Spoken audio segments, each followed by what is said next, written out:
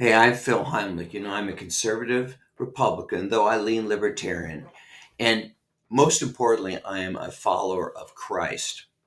Well, our Secretary of Defense, Pete Hegseth, did something yesterday that I think a lot of you will like. He held this big, massive Christian religious service right there in the Pentagon, and they were praising Jesus, and it was broadcast on all the internal Pentagon televisions and through their network. Now, I'm sure you guys think, oh, isn't this wonderful? We're praising God here, right here in the government. Well, see, the only problem is it's unconstitutional. The First Amendment is very clear. It says that the government cannot promote any religion. And I would say holding a Christian service promoted by the Secretary of Defense clearly promotes a particular religion.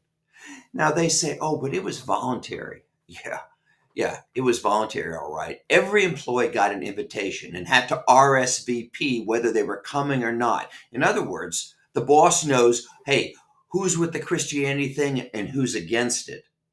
Now, not only is this unconstitutional, but in my opinion, it violates the very principles of the Bible. See, the key to whether one accepts Christ or not is that it is voluntary. If it is forced, then it doesn't mean anything. There was a time in ancient Rome when the emperor was requiring everyone to become a Christian. Well, if you require somebody to accept Jesus, it means nothing. It means nothing.